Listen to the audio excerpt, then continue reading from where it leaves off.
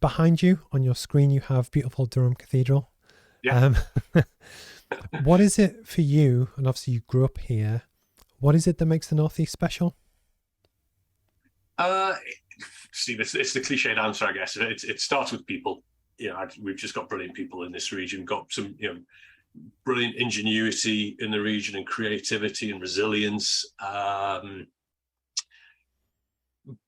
it's the place, but place is nothing without the people. So yes, we've got brilliant businesses, but there's great people behind those businesses, and then we've got 5 fantastic universities, Mhm. great FE colleges. Socially, you look at what a brilliant sort of place this is to sort of spend your leisure time, and whether you're sort of out at the coast, out in the country.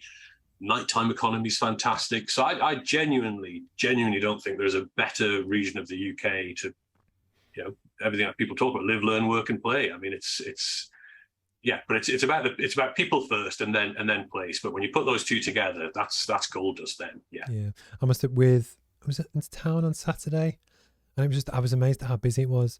And what's really silly is that me and my wife we walk. So I live in Lowfell. And we walk into town, get a coffee every Saturday, and just kind of enjoy the surrounding area. Mm. And I love seeing people with suitcases on hen do's or stag do's because it's all tourism, it's life, it's passion. It's great to see that because there's other parts of the UK that don't have that. And it's great to see a thriving economy. But would you be happy to almost, because you'll know it better than I do, obviously we've had COVID. We Yeah, had, oh God, 2 years, 2.5 years of yeah, challenge. yeah, yeah.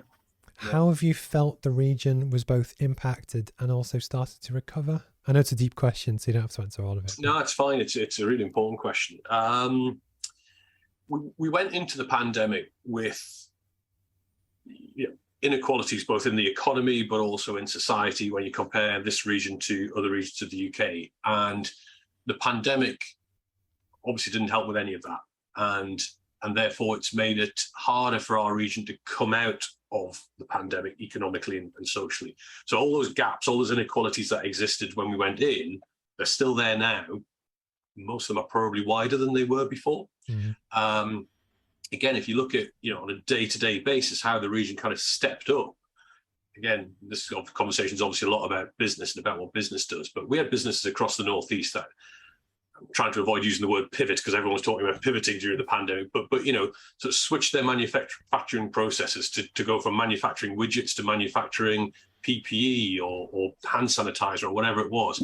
So those businesses just did a phenomenal job. You look at what our health service did to kind Mhm. of keep the show on the road, keep as many of us as possible healthy, to keep the show on the road for when we came out the other side. I think our local authorities did a really good job in kind of coordinating the sort of emergency effort to respond to COVID, and even things like, again, bringing it back to business, the support that government made available to businesses through local authorities. I think our councils in the Northeast were amongst the fastest to get Mhm. that money actually out to businesses, so out to where it was needed most. So that was all a brilliant effort. But I come back to, there were inequalities that existed before, and they haven't got any better since, because how could they during a pandemic? So things around, whether it's childhood poverty or some wage differentials or whatever it might be that were there before are still there now, but probably worse. Yeah. Yeah, it's tough. What I was, you know, one of my pet peeves that you see in politics. I know we're talking about politics, but it's the fact that whoever was in power, they've got a tough gig to try and get through it Mm. because there was so many challenges. And Yeah. the big thing about the pandemic, so it was almost nobody knew what to do because everyone was learning on the fly, and it was a tough gig for everyone. But almost, I think because of that, everyone was almost willing to, okay, chip in and just get through it. And I think that's a British thing, but but relating to what you were saying about almost people's backgrounds and poverty and different that kind of thing, would you be happy to talk about the Prince's Trust a little bit? Yeah, certainly. Yeah, no, it's the Princess Trust work is really important to me. So I'm a member of what's called the Development Committee in the Northeast. So basically, we meet and work with the Princess Trust in-house team in the same way that any non-exec group works Mhm. with an executive group to provide support and guidance and counsel and all of that.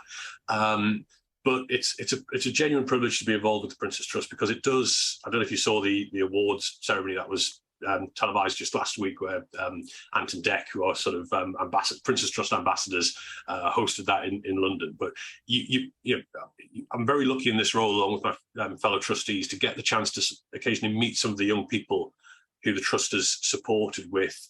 It might be just a program to help them with their self-confidence, or a program to help them with achieve a qualification or get into a first job, or in many cases to start their own business. And again, you just need to very often you just need to find that spark in a young person, and just it's not hand holding with them. It's just helping unlock that one little thing, whatever it might be, or it might be something bigger, and it might be a number of different things.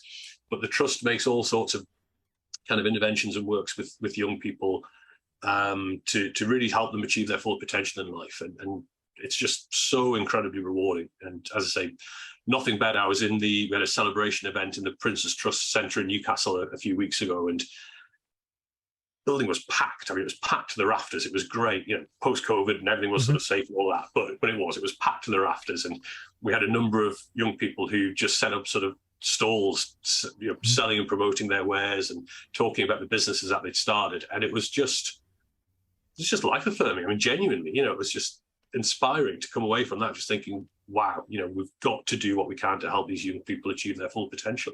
No, I love it.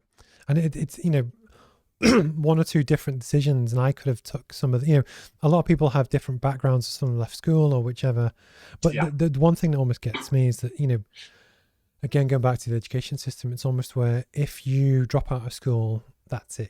There's a lot of stigma that goes with different stuff, but it doesn't mean they're bad people. Do you know what I mean? And it's funny that but I love what Princess Trust do and that kind of thing. And again, I was in Cubs and Scouts growing up, but like you have Duke of Edinburgh, and obviously this week we've got the Platinum Jubilee. But I think sometimes, I know some people don't rate or like or don't think we should have a royal family, but actually the good they've done in community, I'd love it. And obviously the Princess Trust, and it's that kind of thing of it sounds really silly because I'm not a royalist, but when the Queen eventually dies, God love her, I'll be devastated. She's been there for so long through so many different governments and wars and stuff. I think in many ways she is what glues the country together. And it's just fascinating, but the good work that trickles down to do in Princess Trust and stuff as well.